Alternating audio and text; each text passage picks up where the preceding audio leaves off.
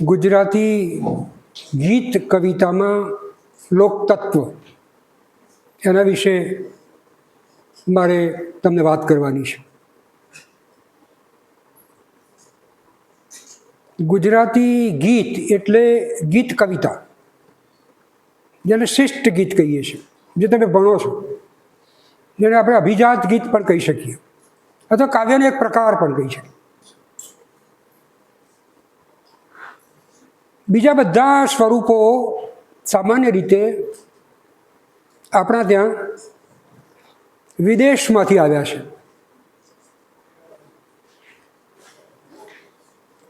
પણ આ ગીત એક એવું સ્વરૂપ છે કે એ આપણા લોકગીતમાંથી આવ્યું છે. એટલે આપણા લોહીના સંસ્કાર એની અંદર પડેલા છે. ગીત ક્યાંક વાગતું હોય તો બરાબર શબ્દો ના સંભળાય તોય આપણે ડોલીએ છીએ. એનું કારણ એ છે કે પેલા લોકગીતના સંસ્કાર આપણને એના લય સાથે જોડી દેશે અને આપણને ડોલાવે છે.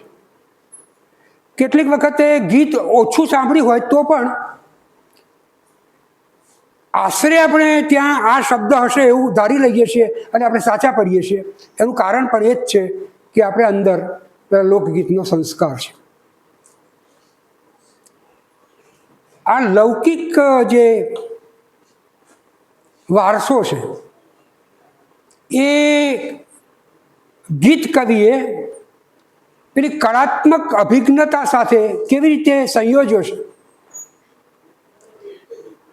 એની તપાસ એ આજના વ્યાખ્યાનો વિષય છે. શું કર્યું છે? એટલે ગુજરાતનું આખું જે સંસ્કાર જીવન છે અને એમાં જે ગુજરાતી અભિજાત ગીત છે એના મૂળિયા ક્યાં પડ્યા છે એ આપણે જોવાનું છે.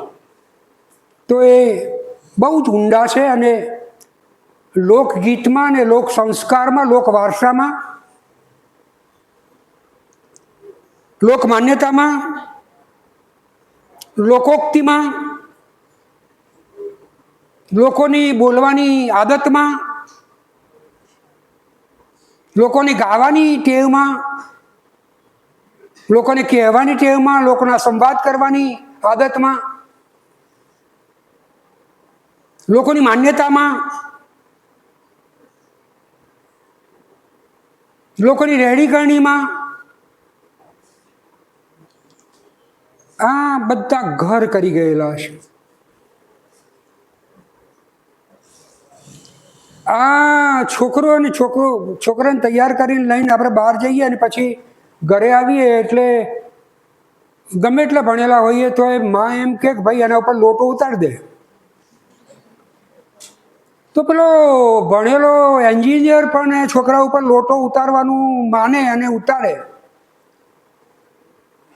તો આ જે નજર લાગી છે એ વાત આજે પણ જો સ્વીકૃત હોય તો એ કોના કારણે છે? આ લોકતત્વ છે.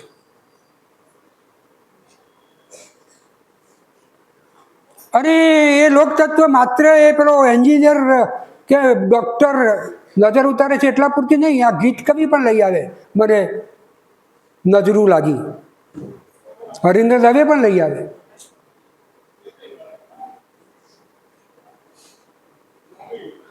તો આ લોકતત્વ ગુજરાતી ગીતમાં, ગુજરાતી કવિતામાં કઈ કઈ જગ્યાએ કઈ રીતે દાખલ થાય છે એની થોડીક વાતો આપણે કરવી છે. ગીત ક્યાંથી તમને મળે? ગીત કવિ હોય તો ક્યાંથી લઈ આવે? ખેતરના ખોળેથી લઈ આવે. ડુંડે બેઠા સુરુડા દાણા, પટલાણી વાણ દીકરીના કરી દઈએ આણા. સાગરની સોળેથી લઈ આવે, વગડાની વાટેથી લઈ આવે, પનિયારીના ઘાટેથી લઈ આવે, સાધુ સંતોની મઢુલિયામાંથી લઈ આવે, દરબારોની ડેલીઓથી લઈ આવે, વૈષ્ણવોની હવેલીઓમાંથી લઈ આવે, ઓલિયા પીરની દરગાહથી લઈ આવે, વરસાદી વેળામાંથી લઈ આવે, ક્યાંથી લઈ આવે ગીત કવિતા તો મેળામાંથી લઈ આવે, મહેફિલોમાં લઈ જાય. શાનું હોય ગીત? જન્મનું હોય, મરણનું હોય, લગ્નનું હોય, આનંદનું હોય, જુદા જુદા પ્રસંગોનું હોય. એમ હાલોડાથી મરસ્યા સુધીની એની યાત્રા એક લાંબો પટ છે એનો. ગીતનું કામ શું? બીજા બધા સ્વરૂપો કરતાં આપણને ગીત વધારે કેમ ગમે છે? કોઈ સોનેટની પંક્તિ કોઈ ગાતું હોય, વાંચતું હોય તો એ શબ્દ ના સંભળાય ત્યાં સુધી તમે એનો અર્થ ના કરી શકો. અને ગીત કોઈ ગાતું હોય એમાં એક શબ્દ ના સંભળાય તો તમને અર્થ તો તમને ખબર પડી જ જાય. ગીત પાસે એક ઉક્તિ લાઘવનું સૌંદર્ય છે. બહુ થોડામાં આખી વાત તમારા સુધી પહોંચાડી દેશે. આજે આ જે થોડામાં થોડું વધારે પહોંચાડી દેવાની જે કળા છે એ ગીતની પોતીકી નથી, એ લોકતત્વમાંથી લઈ આવ્યું છે.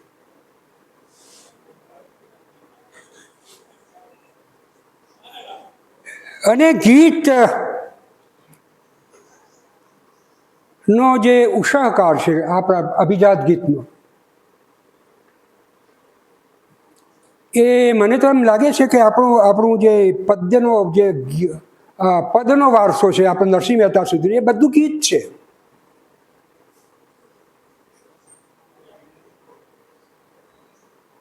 પછી અંગ્રેજો આવ્યા અને આપણે ત્યાં અભ્યાસ થયો અને પછી આપણે ત્યાં લિરિક નામનો શબ્દ લઈ આવ્યા અને પછી એને ઉર્મી ગીત ગુજરાતી કર્યું, ઉર્મી કાવ્ય કર્યું અને પછી એના પેટા પ્રકાર તરીકે નાખ્યું. ભાઈ આપણે ત્યાં હતું જ.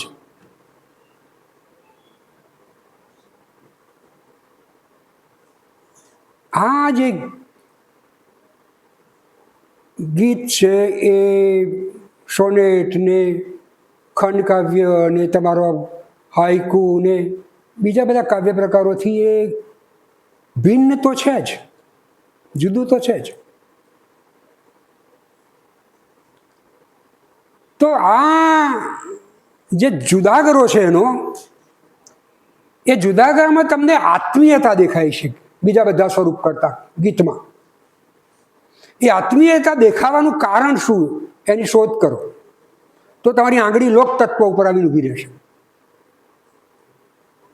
કે આ સરળ શબ્દોમાં આપણને આપણા મૂળ સાથે જોડે છે. એની અભિવ્યક્તિ એટલી સોંસરવી હોય છે કે આપણને લાગે કે આ આપણી જ કંઈક વાત, આપણી જ કંઈક વસ્તુ ચાલી રહી છે.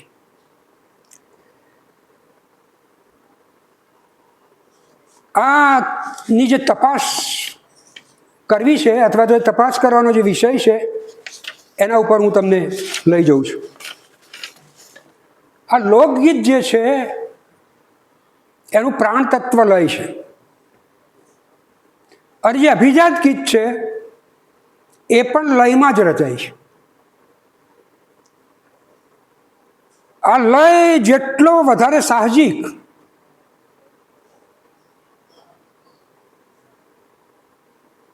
એટલી એની અંદર સૌંદર્ય અને માધુર્ય આ બંને ગુણો વધારે પ્રદીપ્ત થાય. તો આ કુદરતી રીતે જે લોકગીતમાં પડેલો લય છે એને આપણો નવો ગીતકાર એટલે કે આપણો જે કાગળમાં લખનારો ગીત કવિ છે એ લય ત્યાંથી લઈ આવ્યો છે. અને લગભગ કુદરતી લય જેટલી જ સાહજિકતા એના ગીતમાં એ દાખલ કરે છે.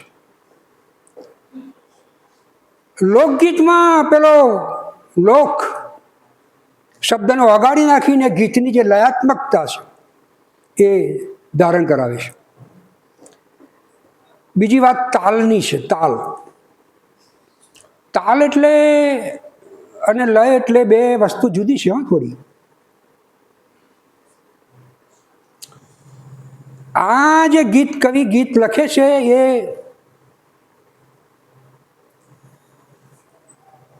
વિનોદ જોશી એમ કહે છે કે આ ગીત ગાવા માટે નથી, પણ ગીત શબ્દ પડ્યો એટલે જે ગાવાની વસ્તુ છે.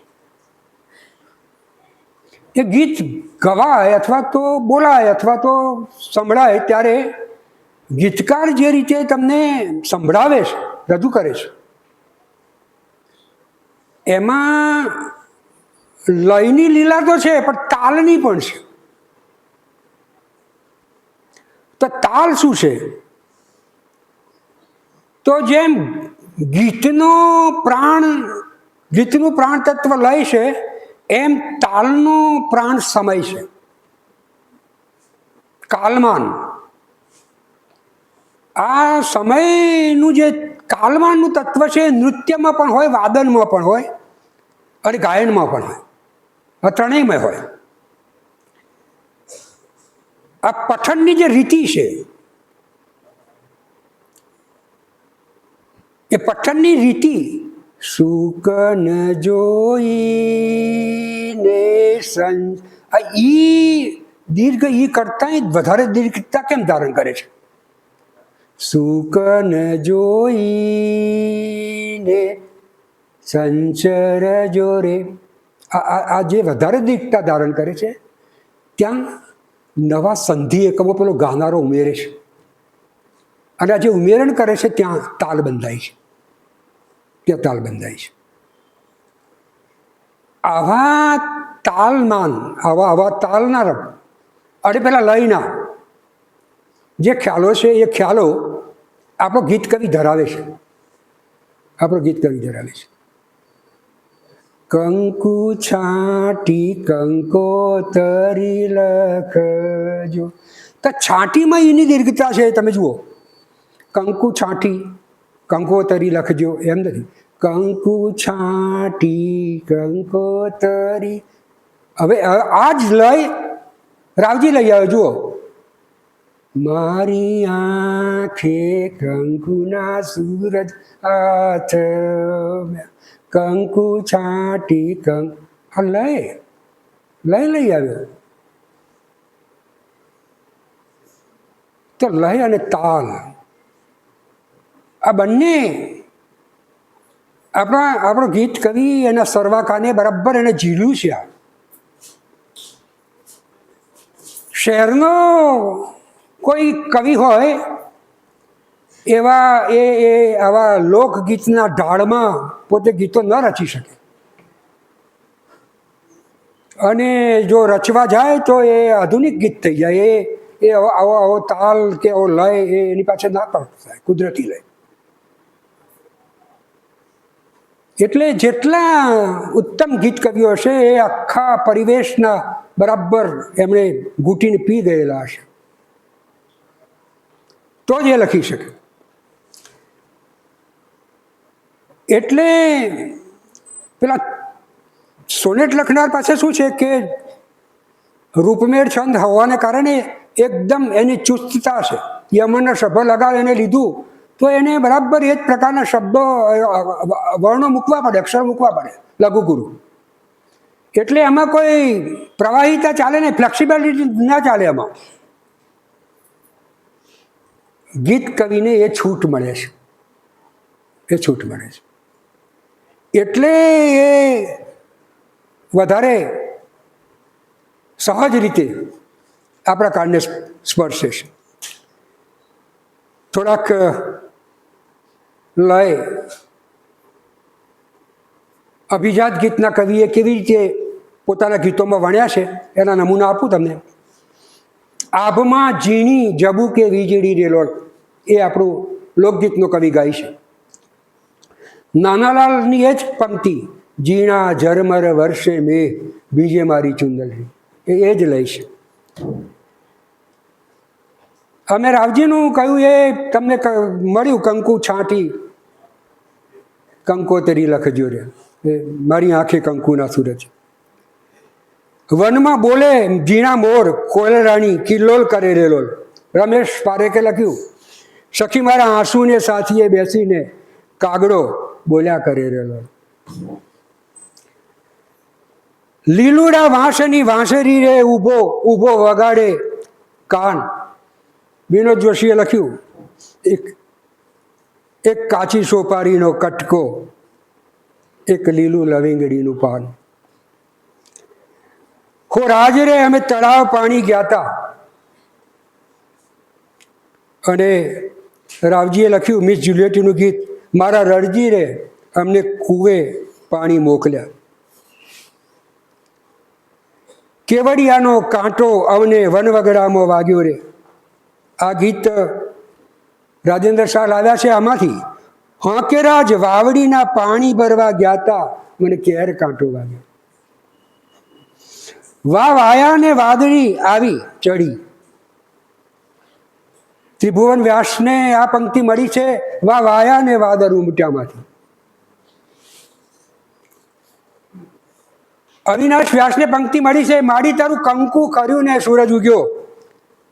આજ મારે સોનાની શરણાઈએ સૂરજ ઉગ્યો, એ લોકગીતની પંક્તિમાંથી એ લય જડ્યો છે. હું તો ભૂંભલા વીણવા ગઈ હતી રાજલ મારવાડી, એનો લય રાજેન્દ્ર શાહને ઈંધણા વીણવા ગઈ હતી માં એ લઈ આવ્યા છે.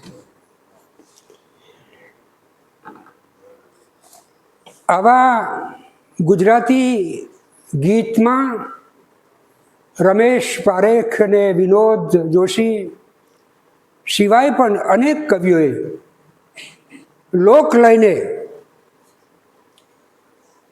કેન્દ્રમાં રાખીને પોતાની આખી અભિવ્યક્તિ કરી છે. અને એને કારણે એ ગીત આપણને કાનને સ્પર્શે છે. અને એમાં ક્યાંક કચાશ હોય તો તરત આપણને ખબર પડે છે કે આ અહીંયા તૂટે છે. લોકજીવનની આખી સામગ્રી ગીત કવિતામાં પ્રવેશે અને જે રસાત્મકતા સિદ્ધ કરે છે એનું ઉત્તમ દ્રષ્ટાંત રમેશ પારેખના ગીતો છે. ઓરડાન ઉંબરાન પાણિયારાન ઢોલિયા સાફા નાગલા દૈણા લોહીજાણ મુઈ, આ બધા જે શબ્દો લઈ આવે છે, સાહેબો ને વગેરેને આંગણું, તો આને કારણે આખો માહોલ રચાય, પરિવેશ બંધાય છે, અભિવ્યક્તિ નવી અને આખો માહોલ એ જૂનો. તો જૂના માહોલમાં નૂતન અભિવ્યક્તિ તાજગીભરી આપણને એટલા માટે જણાય છે કે પેલો જૂનો માહોલ આપણી પાસે હાથ લગો છે, આપણે એનાથી પરિચિત છીએ. એટલે પરિચિત ઘરમાં આપણને એક નવી વસ્તુના દર્શન કરાવે છે આ ગીત કવિ. એટલે ઘર પરિચિત હોવાને કારણે આપણે લગભગ એની નજીક જઈએ છીએ અને પછી પેલી અર્થની ચમત્કૃતિને કારણે એને ઊંચાઈ મળે છે. પણ પેલો જે માહોલ છે લોકતત્વનો, એ લોકતત્વનો માહોલ તલ અને તાલમાં તો લયમાં અને તાલમાં તો ખરો જ, પણ પરિવેશમાં પણ છે,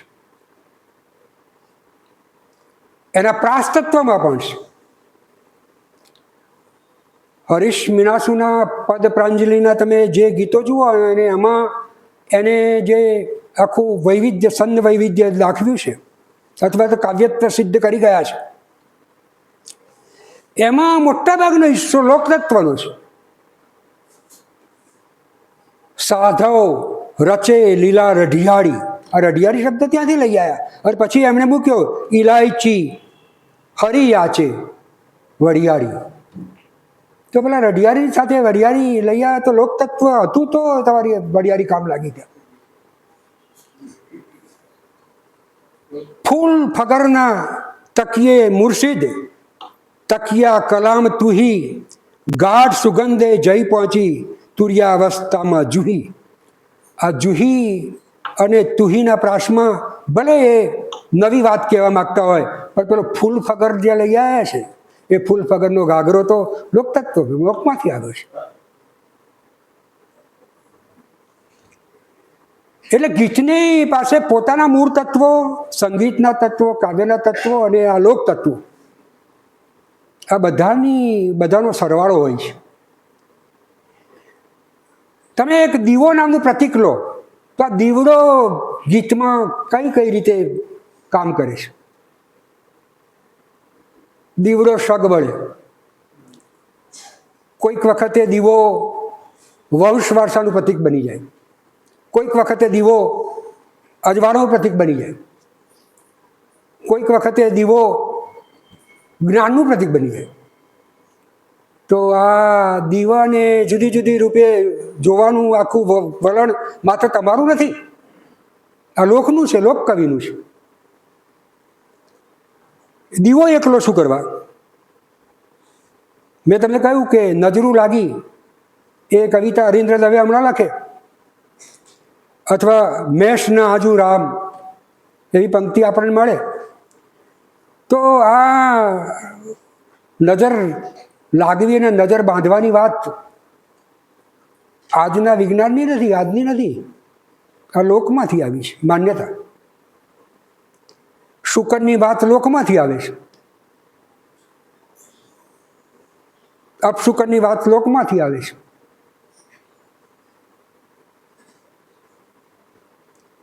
આ માન્યતાઓ પણ આ પ્રજામાંથી લોકતત્વ રૂપે ગીતકાર સ્વીકારે છે અને એની ગીત કવિતામાં એ મૂકે છે. મેં તો ઉંબર પર દીવો મેલ્યો, મેં તો કૂવામાં જઈને દીવો મૂક્યો થાળે ભાઈ. શું છે આ બધા અર્થો? શું છે? કવિ તો નવો છે. તો આ જે લોકતત્વમાંથી આપણી પાસે જે અર્થ સાથે નું જે લોકતત્વ આપણને પ્રાપ્ત થયેલું છે એને કારણે તમને એ ગીત સમજાય છે. હમણાં કોઈક ફોરેનથી કોઈ માણસ આવેલો હોય ને એને આ લોકતત્વની ખબર જ ના હોય ને ઉંબર પર દીવો મેલ્યો ગમે એટલું સારું ગાય તોય એને ખબર તો નહીં પડવાની, કારણ કે દીવો શું છે એની એને ખબર નથી. તો આ લોકતત્વના કારણે આપણને ગીતની જે અર્થની વ્યંજનાઓ છે ઉગાડી આપે છે, એની વ્યંજનાઓ સુધી આપણે પહોંચી શકીએ છીએ. તો તળપદના નિજી રંગોથી રંગાયેલું આ ગીત કવિનું જે વિશ્વ છે એની અંદર તમે જુઓ કે તત્સમ શબ્દ ઘૂસી જાય ને તો પણ આપણને આમ લાગે કે આ ખોટો શબ્દ આવે. તત્સમ શબ્દ કે કોઈ વિદેશી શબ્દ ગીતકારને ગોબો પાડે છે, ગીતને ગોબો પાડે છે. એ તો આપણા નિજી રંગોથી મહેકતું હોય છે. એટલે પ્રતીકો લો, શબ્દ લો, શબ્દ સમૂહ લો, માન્યતાઓ લો, આ બધા જે લોકતત્વો છે ને એ ગીત કવિ એને સ્વીકારીને ચાલે છે અને એની કવિતામાં એ વણે છે.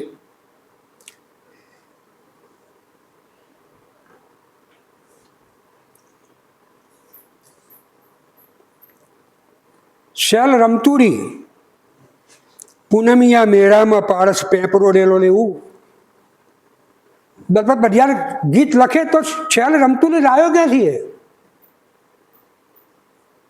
ક્યાંથી આવ્યું એની પાસે?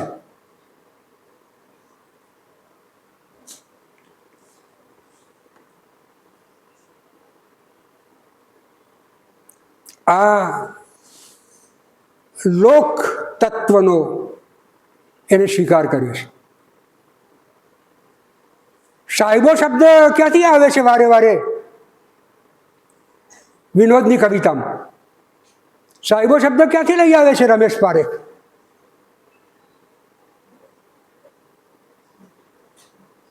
અત્યારે તો મિસ્ટર શબ્દ આવી ગયો છે, હવે સાહેબો ક્યાં રહ્યો?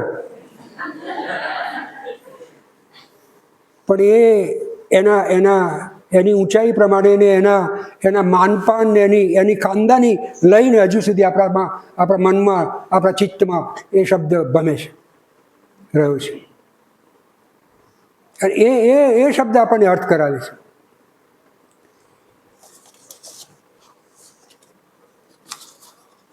એથી આગળ જઈએ તો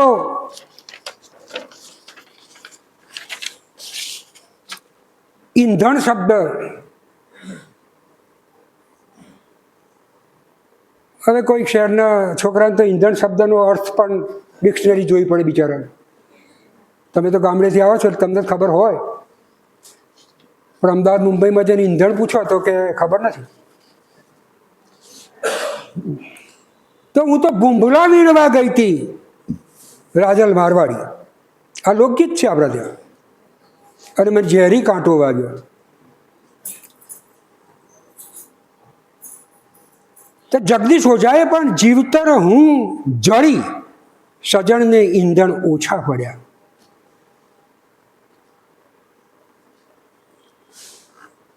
અને ઈંધણા વીણવા ગઈ હતી આપણા રાજેન્દ્ર શાહ લઈ આવ્યા. ત્યારે ઈંધણાનો અર્થ તમે જુઓ કે કેટલો મોટો બદલાઈ જાય છે.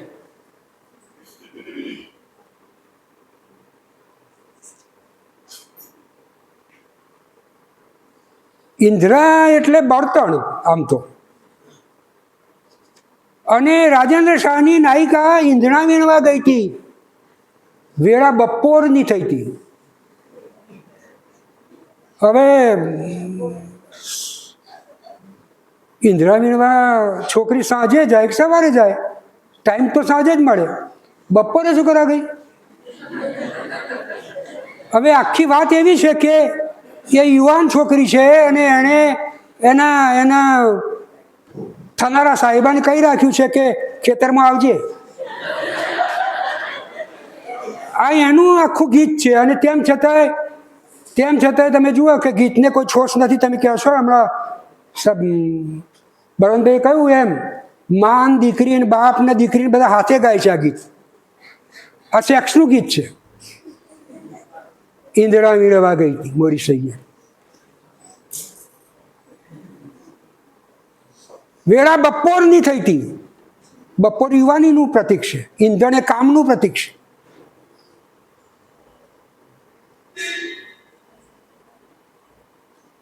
અને પછી ત્યાં મળે છે.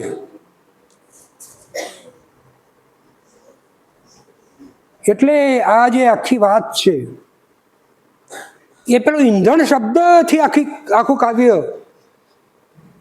તો ઈંધણ આવ્યું ક્યાંથી? હા, આપણું લોક તત્વ છે.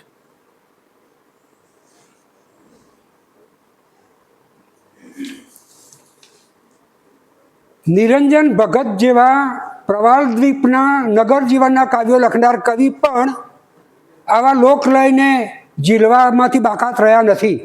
જો આપણું એક લોકગીત છે, લાડો અળવે અળવે ચાલે રે, તો એમણે લખ્યું છે, પ્રિયતમ મારો ધીરે ધીરે પ્રેમ પંથ પર ચાલે રે. એ પ્રેમ પંથ જેવો શબ્દ એમણે બનાવ્યો, પણ પેલો ધીરે ધીરે ચાલે રે એ તો કળાત્મક અભિજ્ઞતાથી અંદર દાખલ કરી દીધો.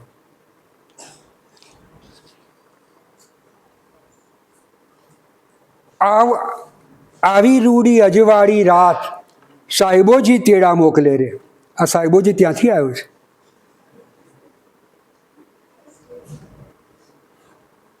સાહેબા હું તો ચાંબાની એલે પાણીડા નહીં ભરું, આ સાહેબો ત્યાંથી આવ્યો છે. વિનોદભાઈ કહે તમે ત્યાંથી લઈ આવ્યા છો.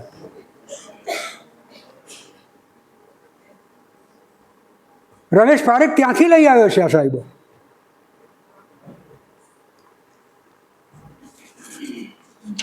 એટલે સાહેબો સૂતો આપણે કરી પછી આમ પેલા એ થઈ, પણ સાહેબો તો આપણો છે, લોક તત્વમાંથી આવ્યો છે. કથન વર્ણનની જે ક્રમિકતા છે કે પહેલે પાવઠડે પગ મૂક્યો અને બીજે પાવઠડે ત્રીજે પાવઠડે, આ પણ ત્યાંથી આવે છે. આ ત્યાંથી આવે છે. ખડકી ઊભી થઈને કુંભર લઈ ચાલ્યો બજારમાં, પહેલી દુકાને તંબોડી બેઠો ને બીજી દુકાને વાણીડો બેઠો, ત્રીજી દુકાને પિંજારો ને ચોથી દુકાને રંગારો. આ ક્યાંથી આવ્યું? આ પહેલે પાવઠરી બીજે પાવઠરી, આ બધો ક્રમ ત્યાંથી આવ્યો છે. આ લોકતત્વ છે. આ કથન વર્ણનની ક્રમિકતા પણ હમણાં ગામમાં પિયર ને ગામડા સાસરુ રેલની વાત થઈ, ગટક દઈને ગોરા દે પી ગયા. એમાંય તમે જુઓ કે સાસુ સસરા જેઠાણી જેઠ આ ક્રમ છે.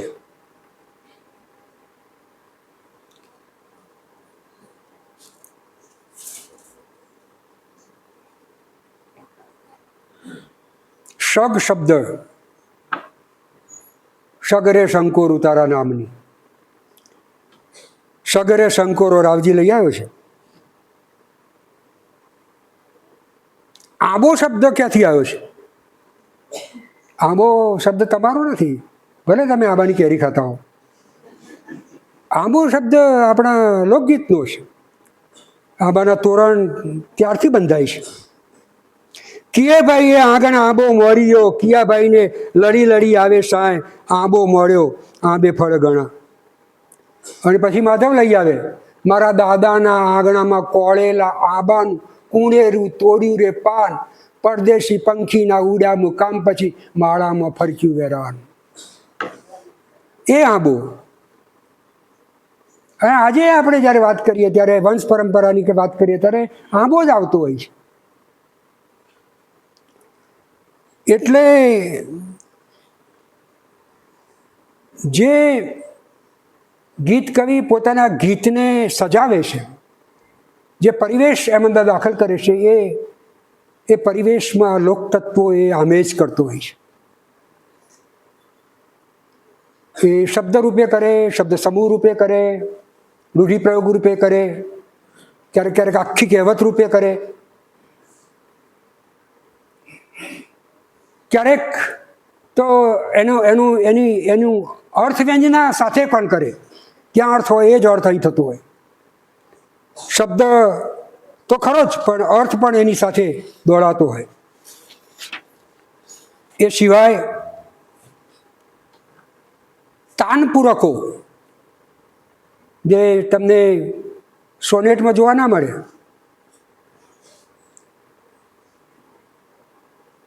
રે અજવાળા પહેરીને ઊભા શ્વાસ, તો રે કેમ પહેરું લઈ આવ્યો? કેમ લઈ આવ્યો? આપણો લોકકવિ આ કરતો હતો.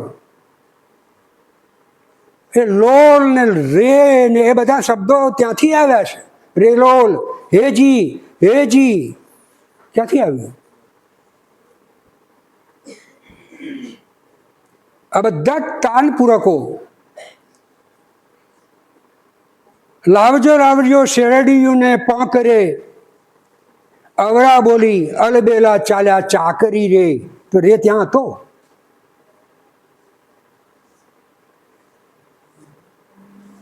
રે પંખીડા, રે ક્યાંથી લઈ આવ્યા પહેલા? રે રુધિયાના રાજા કેવાડે મળેલા મનના મેલ, બાલમુકુંદ લઈ આવ્યા. ઉંબરે ઊભું ઉંબરે ઊભી સાંભળું રે, ક્યાંથી આવ્યો રે? ઉંબરે ઊભી સાંભળું રે બોલવા લમના, ક્યાંથી વચ્ચે આવ્યો? ત્યાંથી આવ્યો. આ તાનપૂરકો અને આપણી આ જે પ્રાસ પૂરકની જે આપણી નવા કવિની, ગીત કવિની જે સિદ્ધિ છે એની ખોટ એને પડી નથી. એનું કારણ કે આપણે પરંપરામાં, આપણા લોકલયમાં જે પડી હતી એ ત્યાંથી લઈ આવે છે. મેદી તે વાવી માળવેણ એનો પ્રયોગ જે રાત રે રે રે.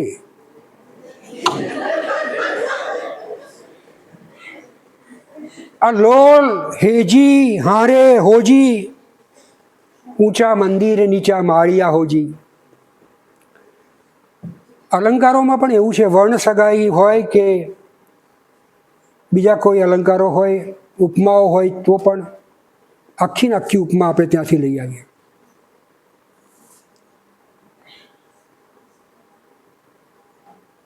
ઝીણા ઝરમર, આ જની જે નાનાલા લઈ આવ્યા છે ત્યાંથી જ આવ્યું છે.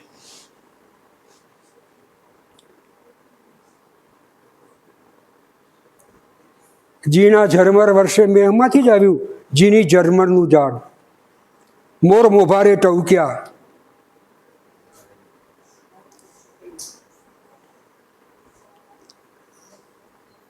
તો આ નાદ માધુર્ય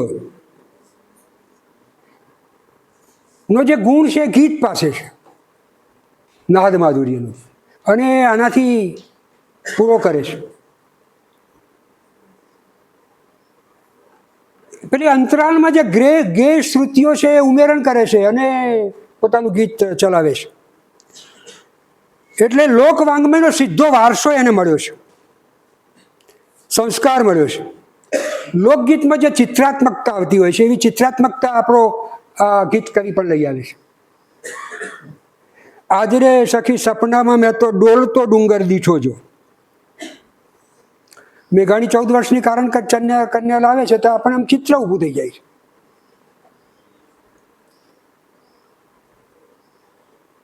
બીજો એક ગુણ સમૂહ ભોગ્યતાનો, સાથે તમે ગાઈ શકો. સોનેટમાં એવું ના કરી શકો. આ સમૂહ ભોગ્યતાના બધા સાથે મળીને ગાય. આ સમૂહ ભોગ્યતા લોકતત્વમાં એ ત્યાં ગવાતું હતું અને એવું ને એવું જ આજે પણ સચવાયું છે.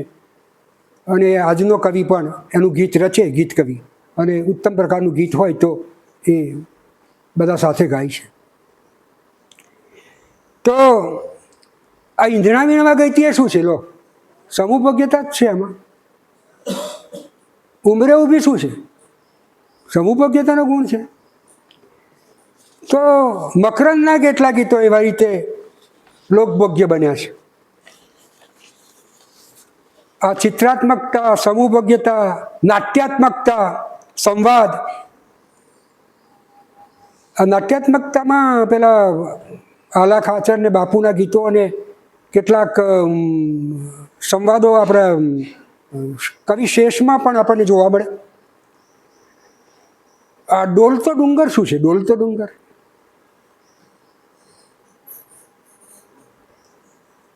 તો આ પ્રવાહિતાનો જે ગુણ છે લોકગીત પાસે, એ આપણો લોકકવિ લઈ આવ્યો છે.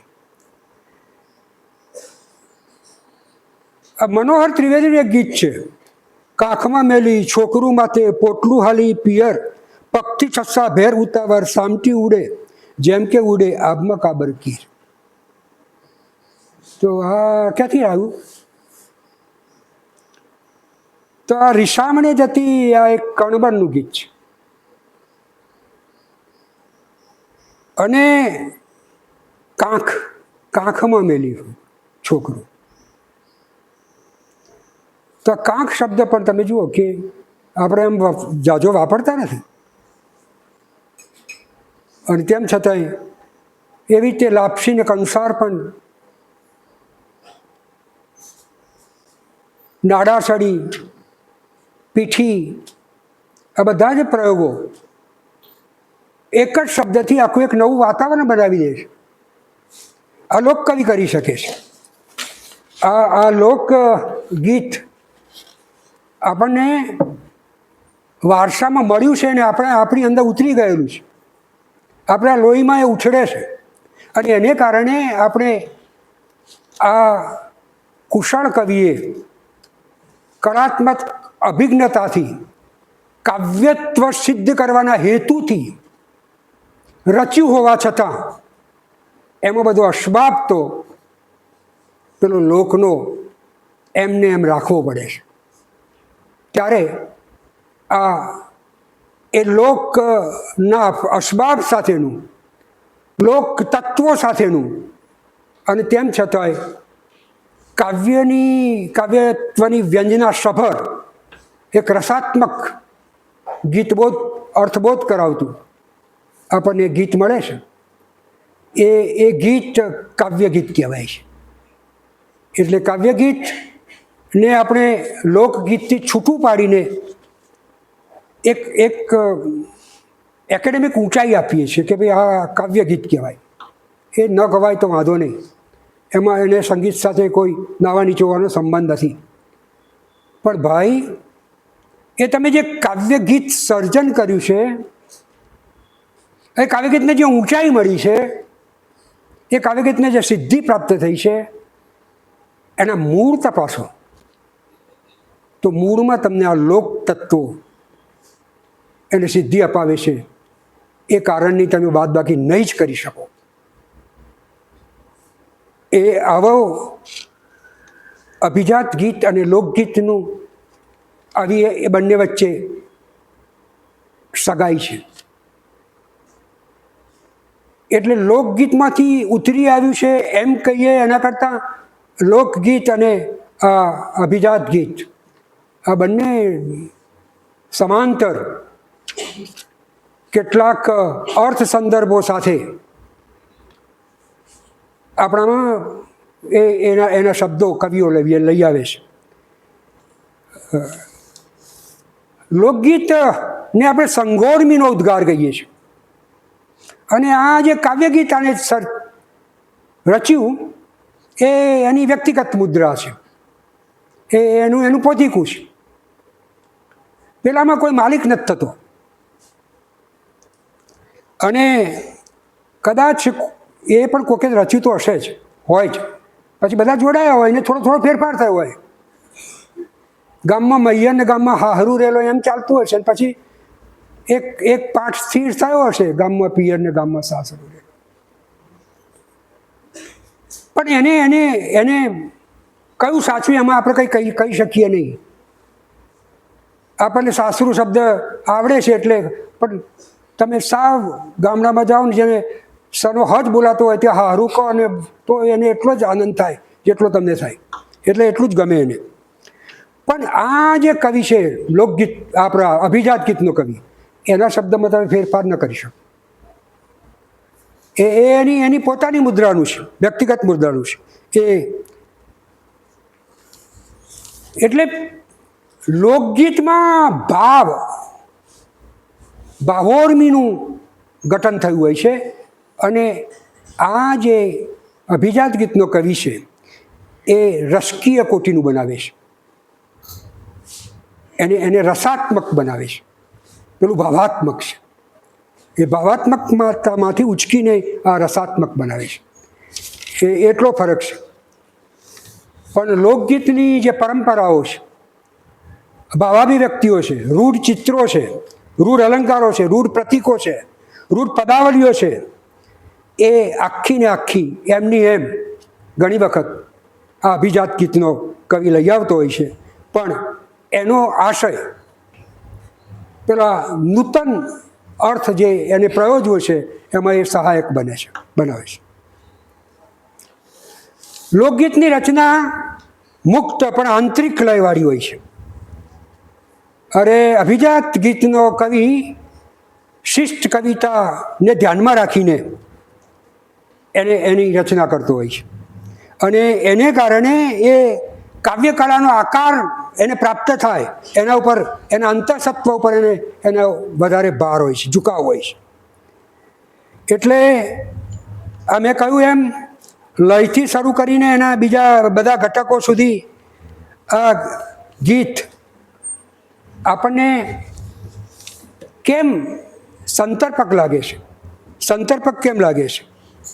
એટલા માટે સંતર્પક લાગે છે કે આ લોક તત્વોથી આપણે વાકેફ છીએ, અને આ વાકેફ હોવાને કારણે તમને આ અભિજાત ગીતનો કવિ ગમે છે, ગમતો હતો અને હજુ ગમશે. આભાર.